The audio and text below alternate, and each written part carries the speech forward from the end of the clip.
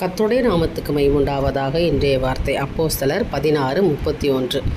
கர்த்தராகிய இயேசு கிறிஸ்துவை விசுவாசி, அப்பொழுது நீயும் உன் வீட்டாரும் ரட்சிக்கப்படுவீர்கள். எனக்கு அருமையானவர்களை, விசுவாசித்தான் ஒரு ரட்சிப்பு நமக்கு கிடைக்குது.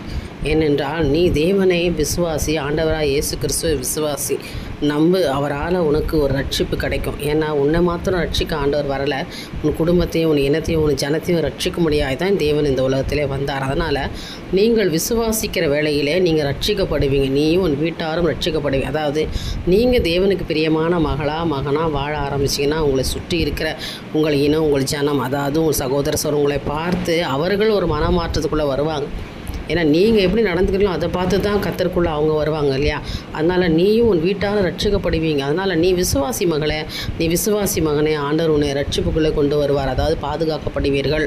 ஆண்டவராக இயேசு கிறிஸ்துவின் கரத்துக்குள்ளே நீங்கள் அடங்கி இருக்கும்போது அவர் உங்களை பாதுகாத்து உங்களுக்கு வேண்டிய எல்லா தேவைகளையும் சந்தித்து உங்களை நடத்துகிற தேவனாக இருக்கார். அதனால் விசுவாசிங்க, ஆசீர்வாதத்தை பெற்றுக்கொள்ளுங்கள். தேவனுக்கே மகிமை உண்டாகட்டும். ஆமென்.